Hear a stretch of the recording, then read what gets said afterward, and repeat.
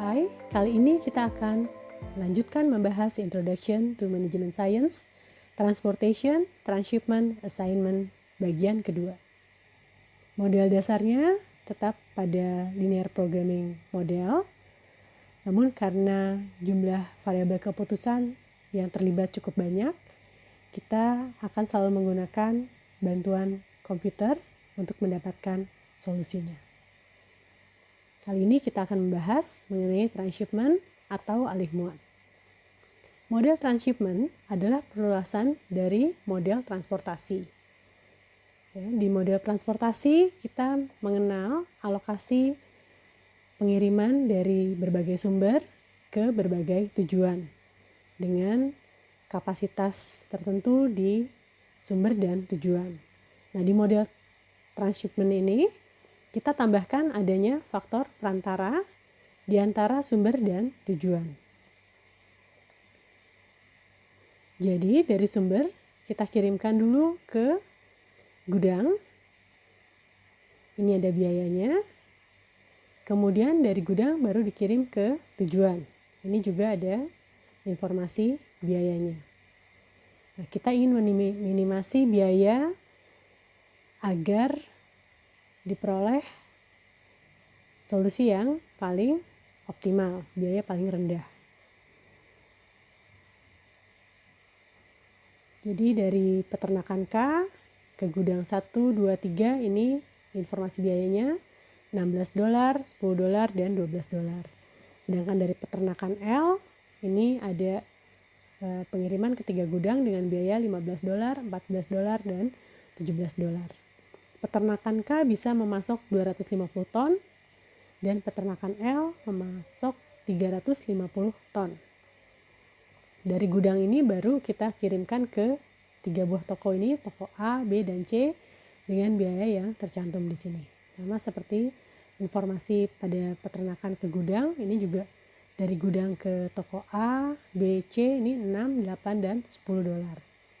Dari gudang 2 ke toko A $7, ke toko B $11, ke toko C $11, dan seterusnya untuk gudang ketiga.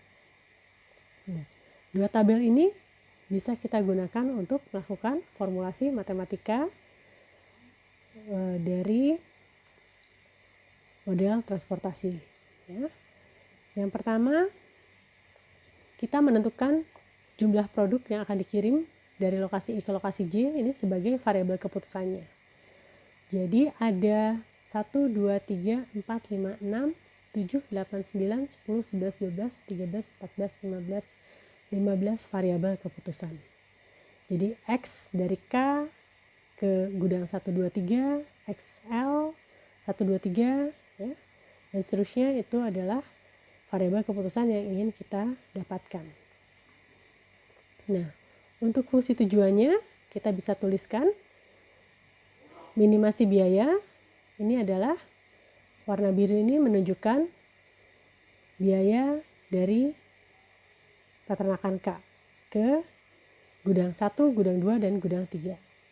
Yang berwarna merah ini dari peternakan L ke gudang 1, 2, dan 3. Kemudian yang berwarna merah yang ini dari gudang 1 ke toko A, dari gudang 1 ke toko B, dari gudang 1 ke toko C. Ini baris yang ini, 6, 8, dan $10. 6, 8, dan $10. Yang berwarna hijau untuk gudang 2 dan yang berwarna biru ini untuk gudang 3. Jadi ini ada 15 variabel dan 15 koefisien biaya pengiriman. Ya. Langkah ketiga adalah menentukan pembatas. Pembatas yang pertama adalah untuk peternakan. Karena bisa memasok 250 ton, maka XK1, XK2, dan XK3 ini yang dikirim ke gudang 1, 2, dan 3 totalnya harus sama dengan 250. Tanda sama dengan ini kita peroleh dengan meriksa dahulu total supply, ini total pasokannya 250 tambah 350, ini 600 ton, itu harus sama dengan 200 tambah 100 tambah 300. Ini kita baru pakai tanda sama dengan karena ini balance problem. Jika terdapat perbedaan pasokan dan kebutuhan, maka ini tandanya nanti menyesuaikan. Apakah lebih banyak pasokan atau lebih banyak kebutuhan, itu menjadi unbalance problem. Tandanya jadi lebih kecil sama dengan untuk pembatas yang lebih besar. Ya, jika sama banyaknya antara pasokan dan kebutuhan, maka tandanya di sini menjadi tanda sama dengan. Dari peternakan L, XL1, XL2, dan XL3 itu totalnya harus 350 ton. Sama seperti di sini. Ya. Berikutnya untuk toko A, semua yang masuk ke toko A dari gudang 1, 2, dan 3, ini totalnya harus 200 ton. Jadi sama dengan 200, untuk toko B sama dengan 100, dan untuk toko C sama dengan 300 ton. Jadi didapatkan dari informasi ini. Nah, untuk alih muat atau transshipment, itu ada pembatas yang mengatur bahwa barang yang masuk ke gudang antara itu harus keluar lagi semuanya. Jadi ini untuk kasus gudang 1 yang masuk dari peternakan K dan L itu kita jumlahkan XK1 tambah XL1 itu harus sama dengan yang keluar. Yang keluar dari gudang 1 ke toko A itu X1A, yang ke toko B X1B, dan ke toko C X1C. Ini maka semua yang masuk dan yang keluar harus sama dengan 0. Yang masuk tandanya positif, yang keluar tandanya negatif. Hal yang sama di gudang 2 dan di gudang 3 itu harus sama dengan 0. Karena kita gunakan gudang hanya sebagai perantara, jadi ini juga yang dipasok sama banyaknya dengan yang dikirimkan, maka ini XK2 tambah XL2 harus sama dengan 0 jika kita kurangi dengan X2A, X2B, dan X2C. Ya, itu harus sama dengan 0 hasilnya. Untuk gudang 3 juga XK3 tambah XL3 kurang X3A kurang X3B, X3C, ini yang pergi ke toko A, toko B, dan toko C itu harus sama dengan 0. Non negatif selalu digunakan karena ini adalah jumlah produk. Tidak boleh tandanya negatif, harus lebih besar sama dengan 0. Karena kita punya 15 variabel keputusan, kita gunakan komputer untuk melakukan perhitungannya. Nah, untuk menggunakan Microsoft Excel, fungsi solver add-in-nya harus diaktifkan dulu. Caranya bisa dilihat di video linear programming solusi komputer bagian pertama. Tabel ini kita gunakan di Microsoft Excel, ya. Kita masukkan informasi biaya pengiriman. Jadi bagian pertama ini dari peternakan ke gudang, bagian kedua dari gudang ke toko. Ya. Kemudian di sebelah kirinya kita bisa masukkan informasi untuk ini variabel keputusan. Yang kosong ini nanti akan menjadi variabel keputusan XIJ. Semua yang berasal dari gudang K, dari peternakan K ke gudang 1, 2, dan 3 dijumlahkan di bagian terkirim yang ini.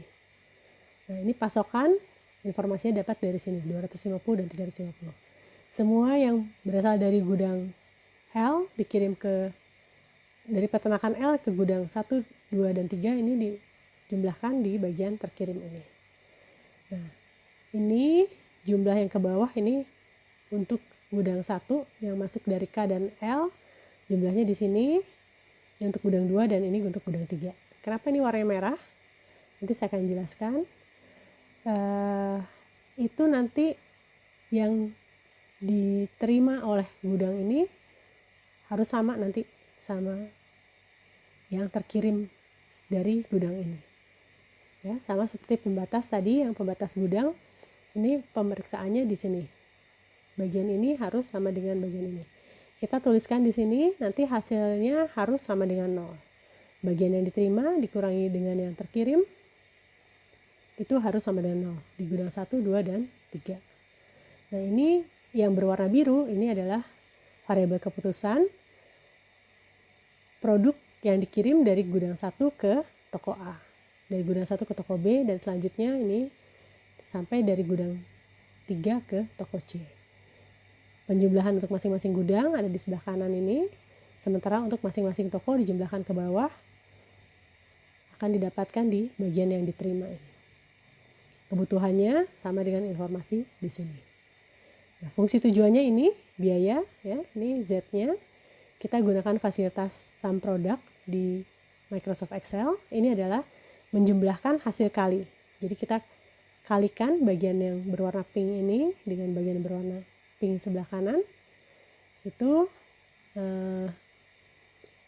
ditambahkan dengan hasil perkalian juga yang bagian sini dan bagian kanan ini.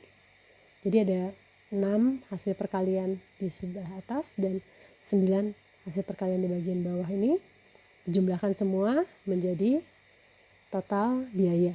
Ini Z-nya fungsi tujuan, sama seperti formulasi matematika yang telah kita bahas di slide sebelumnya. Kita klik solver. Nanti akan keluar solver parameternya yang harus kita lengkapi. Ini diisi dengan sel ini untuk fungsi tujuan, ya. C24. Kemudian karena ini biaya, kita minimasi, tik min. Kemudian changing variable cell, ini adalah variabel keputusannya. Ada 2 bagian, yang berwarna pink dan yang berwarna biru. Ini adalah pembatasnya, karena fungsinya seimbang, semuanya yang terkirim harus sama dengan pasokan, yang diterima harus sama dengan kebutuhan. Ini untuk yang pembatas atas dan yang bawah. Yang tengah-tengah ini adalah fungsi pembatas yang mengatur agar di gudang 1 dan 2 dan 3 ini semua yang diterima dari peternakan dikirim ke toko. Jadi harus sama dengan 0. Pastikan juga non negatif variabelnya ditik dan menggunakan simplex LP untuk solusinya. Nanti hasilnya didapatkan seperti ini. Jadi ini ada bagian di mana variabel keputusannya nilainya ditampilkan oleh Microsoft Excel.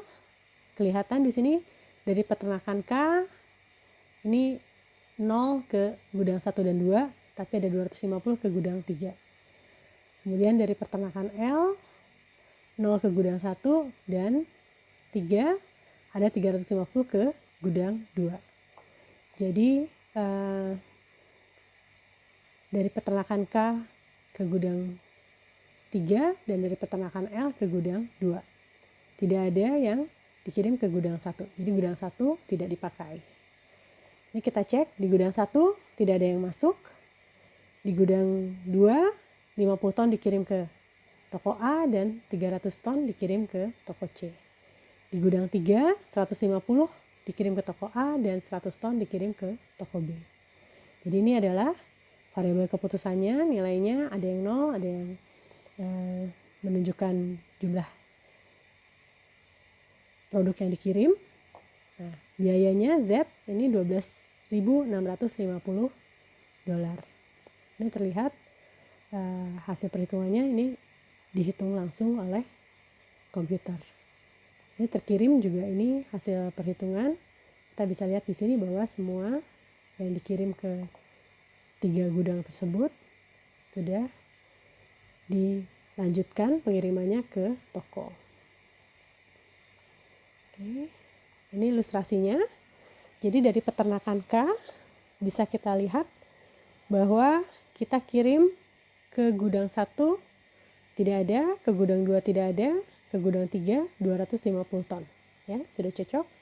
Kemudian dari peternakan L tidak ada yang ke gudang 1, hanya ada ke gudang 2 350 ton. Kemudian dari gudang 2 ke toko A dan ke toko C 50 dan 300 ton. Kemudian dari gudang 3 150 ke toko A dan 100 ton ke toko B. Jadi terlihat di sini bahwa gudang 1 tidak digunakan karena biayanya lebih tinggi jika kita akan gunakan. Ya. Bukan titik optimal dari solusi transshipment problem ini. Demikian, terima kasih.